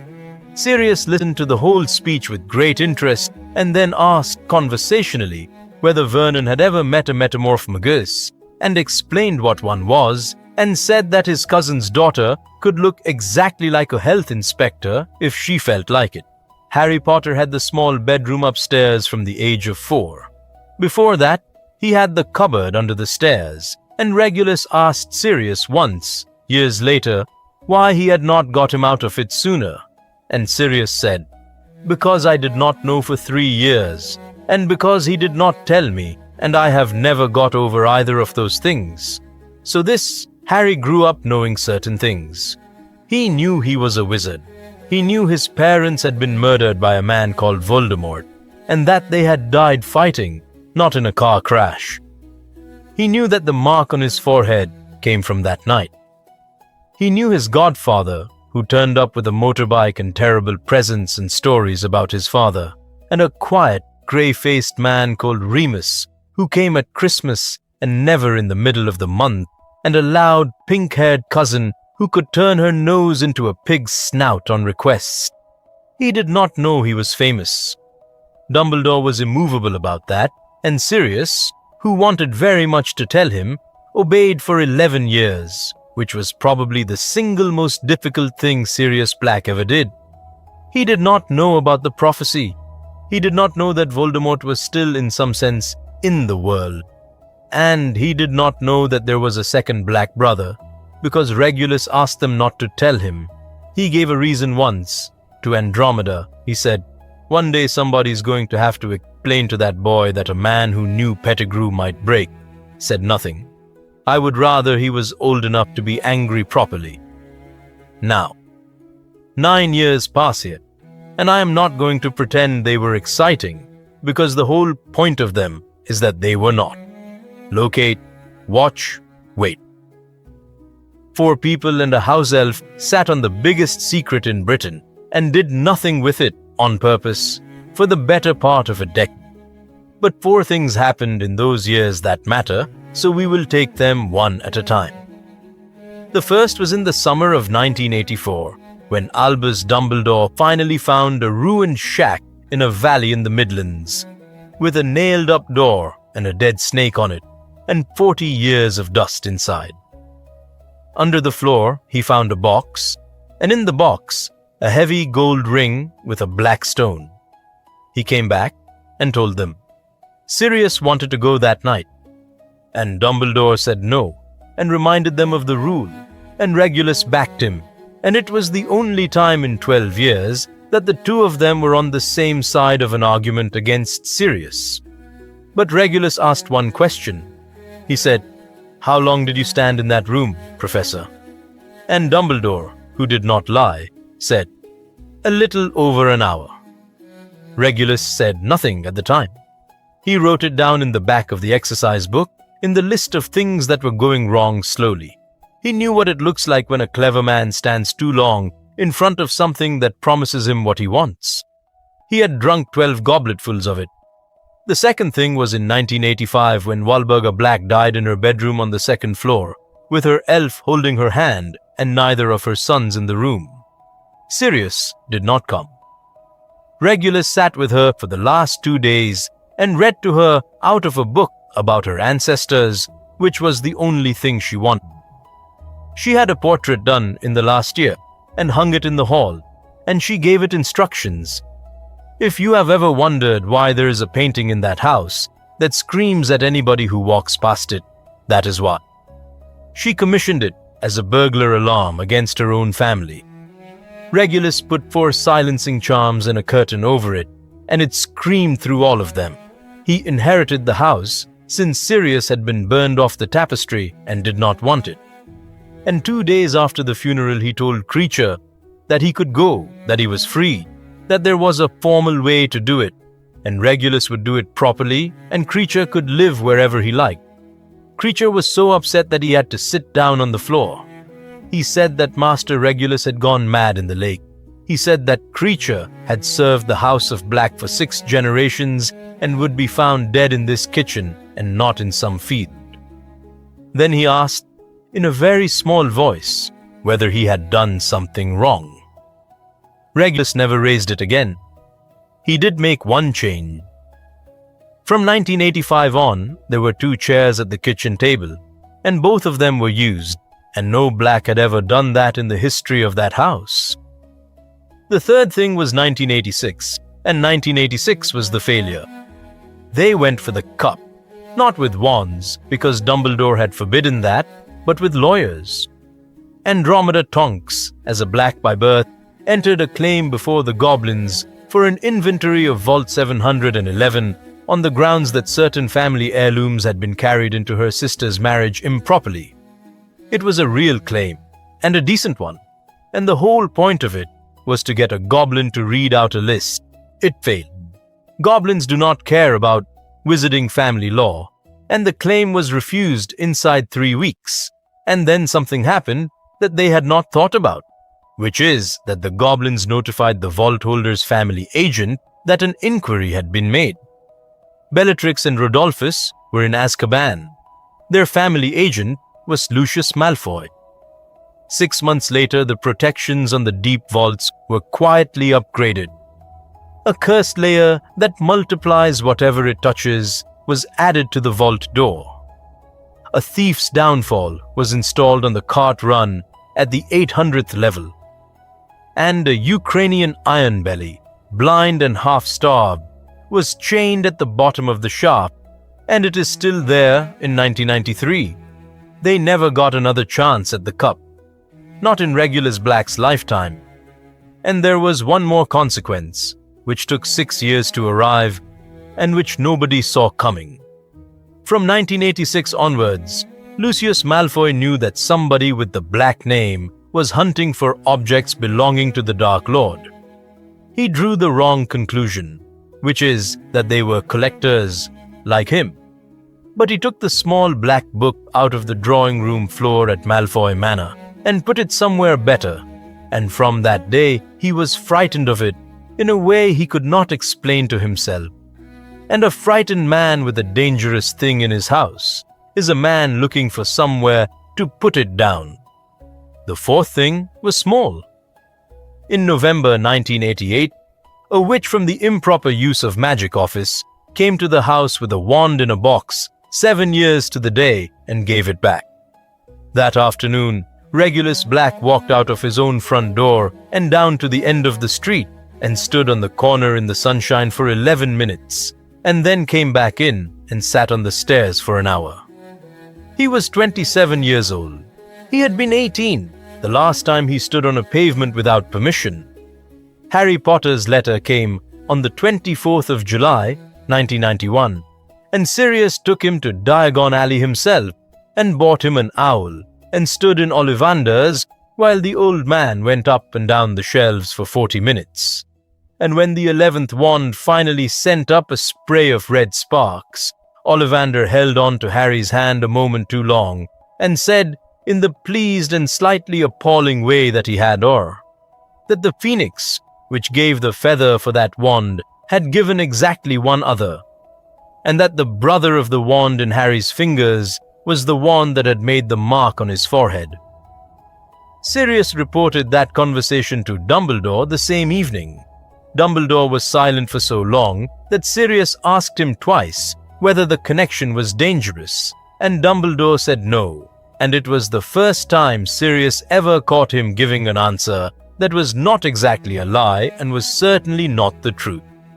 2 days before the 1st of September, Sirius took his godson to a tall black house in London that Harry had never been told about, and introduced him to a thin man with grey eyes and scarred forearms who had been dreading it for 10 years. Harry Potter was 11. He looked at the arms, because a boy does, and then he looked at the man's face and asked what had done it. "Dead men in a lake," said Regulus. "They took hold of me and I let them, and my friend came back and pulled me out." "Were you brave?" "No," said Regulus. "I was frightened from the first minute to the last, and I did it anyway, and I have since been told that this is allowed." Harry considered that with enormous seriousness. Then he asked whether the elf in the kitchen would let him look at the tapestry, and Regulus said yes, and that was the first conversation between the two people this story is really about. Harry Potter's first year at Hogwarts was quieter than it might have been, and it was quieter for one reason. He was sorted into Gryffindor.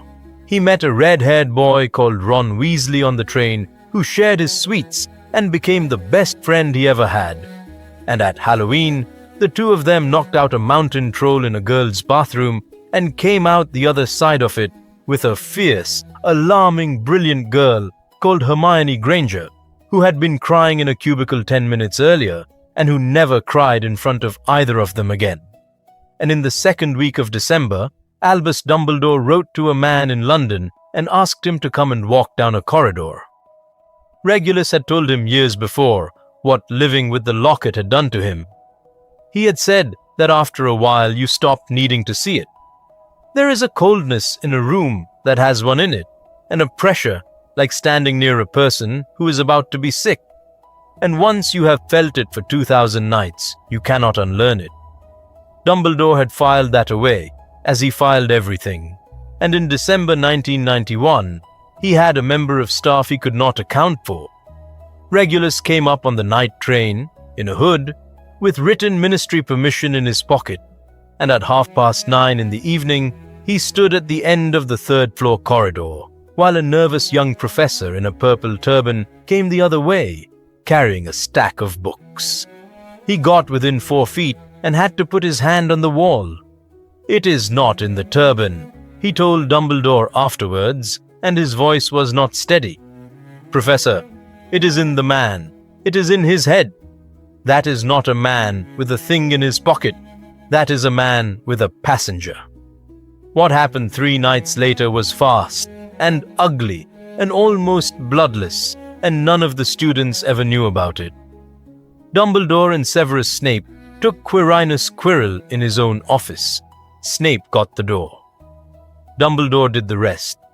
And when the trap closed, the thing living on the back of Quirrell's skull did what it always does when a body stops being useful, which is leave. Quirrell was dead before he hit the floor. Something dark went out through the window and across the lake, and it did not come back to Britain for 3.5 years. The school was told that Professor Quirrell had died suddenly of an illness. Harry Potter was told a shorter version by his godfather, which was that a teacher at his school had been possessed by Voldemort, that he was gone now, and that Harry had walked past him in corridors for 3 months. Harry did not sleep well for a fortnight, and the Philosopher's Stone, which had been brought to the school that summer to keep it out of exactly those hands, went back to Nicholas Flamel in the spring with a letter from Dumbledore, and the two of them agreed to destroy it, and they did. So they had won a round. And here is what that round cost them, because everything in this story costs something. First, Voldemort now knew he could be found. He spent the next years being far more careful and far less visible, and he did not touch a wizard's mind again until he had a better plan. Second, and worse, the Ministry spent the spring of 1992 in a quiet panic about a Death Eater's spirit having taught defense against the dark arts for 3 months, and quiet panics at the Ministry turned into raids on old wizarding houses, and the man in charge of raiding old wizarding houses was Arthur Weasley. Lucius Malfoy had been frightened of the small black book in his house since 1986. Now he was frightened of the Ministry as well. On the 19th of August, 1992, in a bookshop in Diagon Alley, in the middle of a scuffle with Arthur Weasley that half the street watched, he dropped a shabby diary into the second-hand cauldron of an 11-year-old girl named Ginny Weasley. He did it to be rid of it, and to spite a man he despised, and because it amused him to think of a blood traitor's daughter carrying something of the Dark Lord's about in her school bag. It is the single most destructive thing Lucius Malfoy ever did, and the reason he did it is that 6 years earlier, a woman called Andromeda Tonks filed a claim at Gringotts on behalf of a dead boy in a London house. Every plan in this story has a bill, and that one arrived late. The attacks began at Halloween. A caretaker's cat, stiff as a board, hanging by her tail. Words on the wall in a foot of red paint, saying the Chamber of Secrets was open and that the enemies of the heir should beware. Then, a first-year boy called Colin Creevey found on a staircase with his camera melted. Then a Hufflepuff called Justin Finch Fletchley and a ghost in the same corridor on the same afternoon. Dumbledore knew what he was looking at from the moment the paint went on the wall. He had been in that school in 1943. Regulus came up twice, in November and in February, and both times he walked the whole castle from the greenhouses to the owlery, and both times he came away shaking his head and half mad with frustration, because the cold was everywhere and nowhere. He was standing in a building with 1,000 people in it. The thing he was hunting was in a school bag, and it moved 4 times a day, and it was inside a very quiet, very unhappy little girl who was already too frightened to tell anybody. What broke the case open was not Dumbledore, and it was not Regulus, and it was certainly not the Ministry. It was a 13-year-old girl in a library with a book on her knee. Hermione Granger worked it out in the 2nd week of May. Spiders fleeing. A ghost who died in a bathroom in 1943 without a mark on her. A voice only one person in the school could hear. Pipes. And a passage in an old book about the king of serpents, the basilisk, whose stare kills, whose venom has no cure, and which, for all its size and all its poison, has exactly one natural enemy in the world. The crowing of a rooster is fatal to it. She tore the page out. Then she did the thing that makes this timeline different from every other one, and it took her about 4 seconds, and it was the whole reason it worked. She went and got an adult, not a teacher, Harry's godfather, because in this timeline when a 12-year-old boy and his 2 friends worked out what was killing their school, there was somebody they could tell who was not a professor with a rule book. And the 3 of them had his address, and Hermione Granger had never once in her life been afraid of the postal system. Sirius Black had the letter at 8 o'clock in the morning on the 14th of May. Regulus was reading it 11 minutes later. Dumbledore had it by 9. By noon that day, Lucius Malfoy had a signed order from the Board of Governors suspending Albus Dumbledore from the school, which he had been arranging for weeks and which now landed at the worst possible hour. And Dumbledore left the castle at 3 in the afternoon with his phoenix on his arm and a promise that he would come the moment he was called. And at 6:30 that evening, Ginny Weasley did not come to dinner, and new words appeared on the wall by the 2nd floor bathroom, saying that her bones would lie in the chamber forever. Percy Weasley told the staff, in front of Ron, that his sister had been ill and secretive since Christmas and that he had thought it was homesickness. Ron went white and said one word, which was, "the diary." And Harry Potter said, in the middle of the corridor, in front of 2 teachers, "I can open it. Whatever the door is, I can open it. I've talked to a snake before. I did it at the zoo when I was 10. They came up the drive at 7:15 in the evening, 2 brothers and a house elf, and the elf was carrying a cockerel under one arm. That had been the difficulty. Hagrid's roosters were all dead. Every one of them, over the winter, wrung by the neck and left in the pumpkin patch, and Hagrid had cried about it in November and had been quietly suspected of something ever since. When Sirius heard that, he sat down on the step of the gamekeeper's hut and said, "It's true then, all of it, because nothing in the world confirms a diagnosis like finding out the monster has already removed the cure." So Kreacher went to a farm 11 miles outside Hogsmeade and came back with a large bad-tempered cockerel and 4 pounds of somebody's grain, and he would not say whether he had paid for it. In the 2nd floor bathroom, Gilderoy Lockhart arrived to take charge of the expedition and was disarmed by Sirius Black in slightly under a second and left sitting on the floor outside with his own bootlaces knotted together, and Minerva McGonagall, who saw the whole thing, said nothing whatsoever about it then or ever. Harry stood in front of a row of taps with a small snake scratched into the copper of one of them, and made a sound that was not a word in any human language, and the sinks slid apart, and left a pipe in the floor wide enough for a man. Regulus looked down it.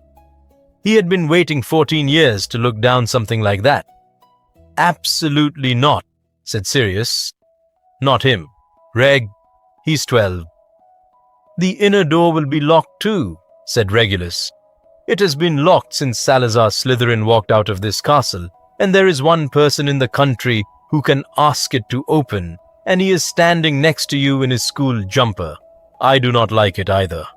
Harry, if I tell you to shut your eyes, you will shut them and keep them shut, and you will not open them for anything, including your friend's voice, including mine." Ron Weasley came because his sister was down there, and no power on earth was going to stop him, and because Sirius took one look at his face and recognized it. The tunnel went down a long way. There were small bones in it. Halfway along, in the dark, they passed a curved wall of shed skin 20 feet long, and Ron made a noise, and Harry took hold of his sleeve, and neither of them said anything about it afterwards.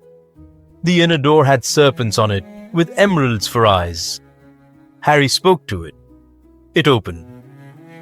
The Chamber of Secrets was a long stone hall with pillars carved into snakes and a face at the far end of it, and Ginny Weasley was lying on the wet floor beneath that face with her hair spread out, and a small shabby black book was lying open beside her hand, and a boy was standing over her.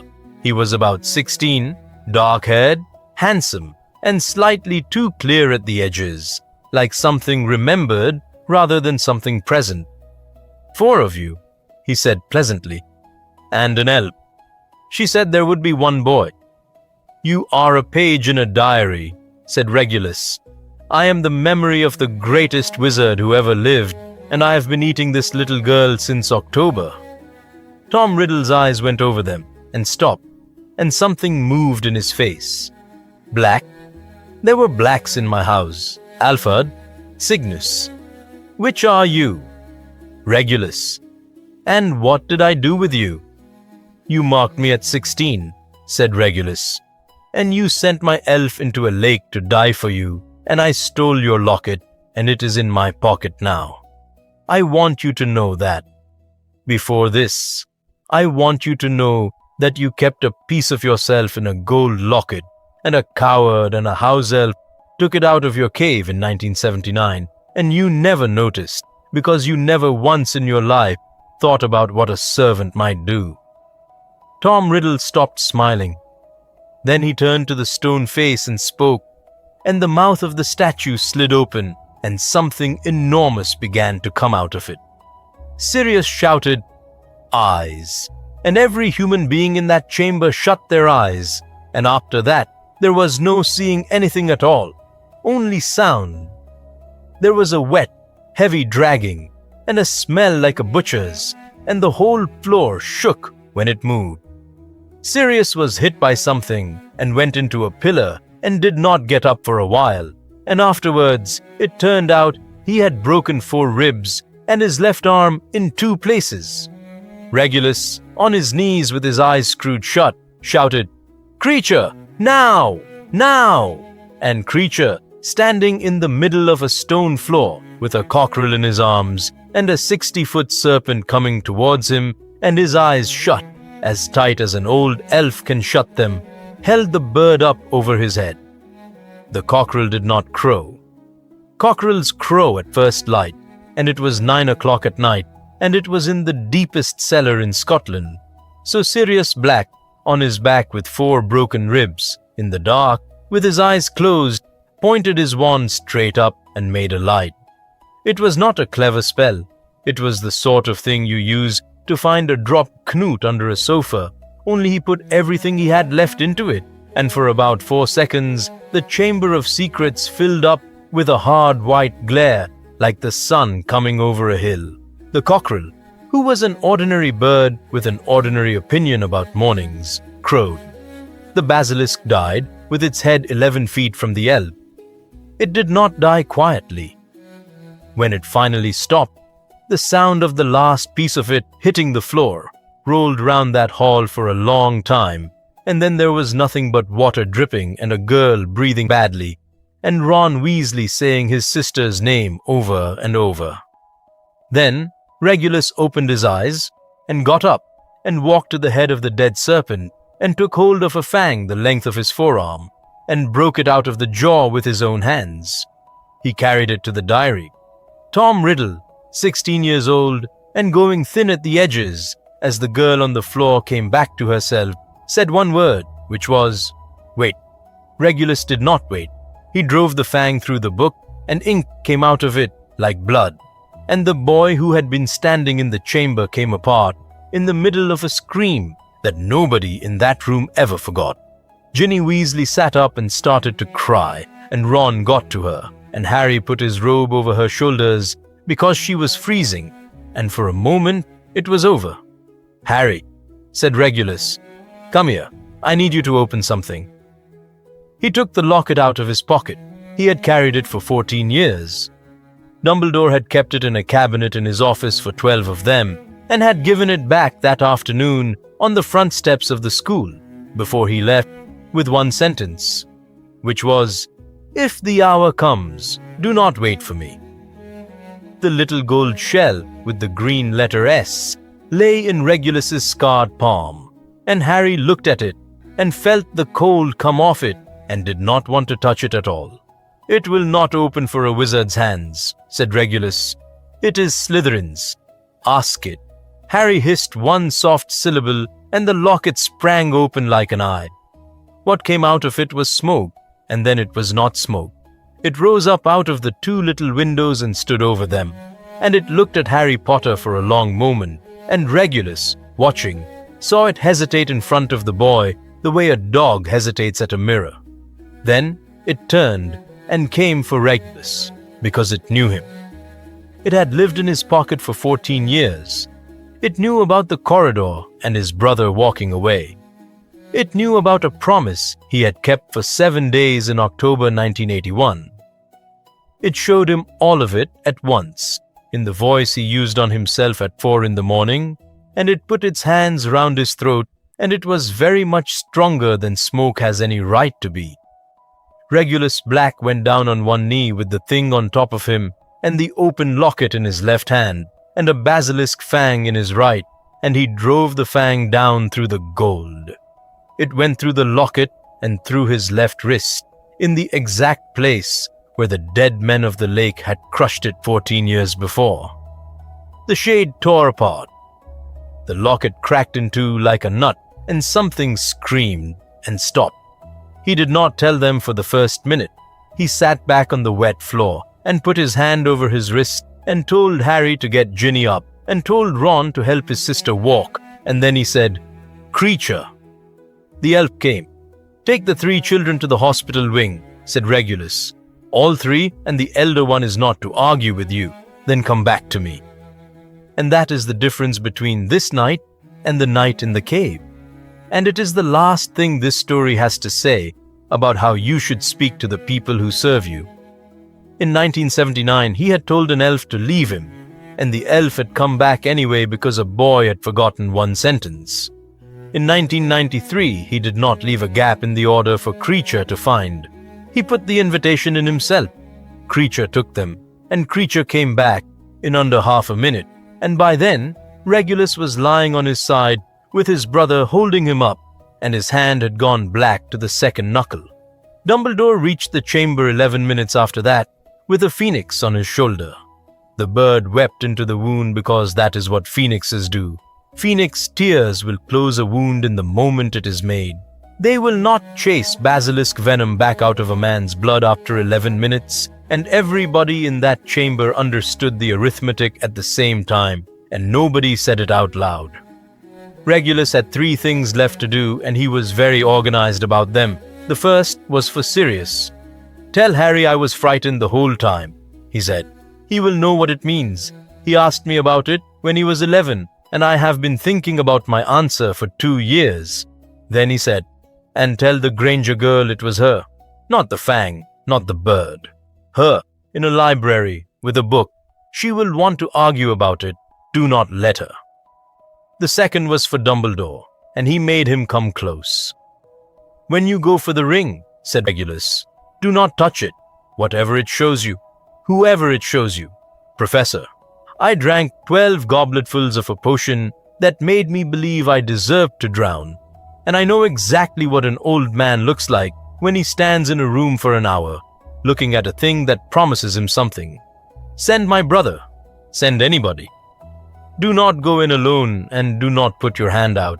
I will remember, said Dumbledore. That is not a promise. No, said Dumbledore. It is not. The third thing he said very quietly, and only Dumbledore heard it, and Sirius spent 9 years trying to find out what it was. He said, when it came out of the locket, it went to the boy first. It stopped in front of him and it hesitated. I have spent 14 years learning what that cold feels like, Professor, and tonight I felt it twice in this room, and only one of the two came out of a locket. Albus Dumbledore's face did not change at all, and that was the answer. You knew, said Regulus. Since 1981, you knew when the curse rebounded. That is why the boy is behind a wall in Surrey and not in a house with his godfather. Yes, tell him before it matters. I will tell him when he's able to bear it, said Dumbledore. That, said Regulus Black, is not the same promise either. He died on the floor of the Chamber of Secrets at 10:20 in the evening on the 14th of May, 1993, with his brother holding him and a house elf holding his ruined hand, and he was 31 years old, which is 13 years and 7 months longer than the version of him that let go in the lake. Nymphadora Tonks, 2 years into her aura training, was one of the 4 who carried him up out of that pipe. She wore her hair black for it, long and glossy, exactly like her mother's family, and Andromeda saw her do it, and this time did not ask her to change it. They buried him in the Black family plot, with a date on the stone at last. 6 people came, Sirius and Kreacher and Andromeda and Ted Tonks, and Remus Lupin, who arrived a day early because the moon was wrong for the morning of the funeral, and he would not risk being unable to stand. And Augusta Longbottom, which nobody expected. And she brought with her 11 unopened letters and one that she had written that morning, and she put the whole bundle into Sirius Black's hands and said that she had read every single one of them and had simply not been able to write back until she knew how the story ended. The war was not over. It was going to take 5 more years, and it was going to cost more than anybody in that graveyard knew. But when they came to fight it, they were not starting from nothing. There was a chamber under a school with a dead basilisk in it, and more fangs than anybody could count. There was a map on a wall in a house in London with 2 lines crossed out. There was a ring in a shack in the Midlands, warded and watched, that nobody had touched. There was a cup in a vault and a diadem that might not exist, and a rat with a missing toe somewhere out in the world getting older. And there was a boy of 12 who had gone down a pipe and come back up it, who did not yet know what he was carrying, and who had been handed a message by his godfather in the hospital wing at 2 in the morning. Tell him I was frightened the whole time. Kreacher went back to the house in London on his own. He cleaned the kitchen because that is what he did. And then he sat down at the table, in the second chair, with the 2 halves of a gold locket in front of him and a hole burned through the letter S, and he polished it until it shone. And nobody came down the stairs to give him an order, and nobody ever would again. He had been told once to destroy it. 14 years. He had got there in the end. The boy who walked into that cave had asked to be left behind. That is the thing worth sitting with. He begged for it, twice, in 2 different decades, and both times somebody smaller than him refused to go, and that is the entire difference between this timeline and the one where the boy stays in the water, and a little gold locket sits forgotten in a cupboard in that house for years, and an elf mutters in a kitchen about an order he was never able to keep, and nobody alive ever finds out why. Thanks for staying to the end of this one. If you want, tell me in the comments who you would have had him go to first, because I still think about Andromeda's doorstep, and there is an argument that he should have gone to Dumbledore in 1979, and that everything after would have been shorter and sadder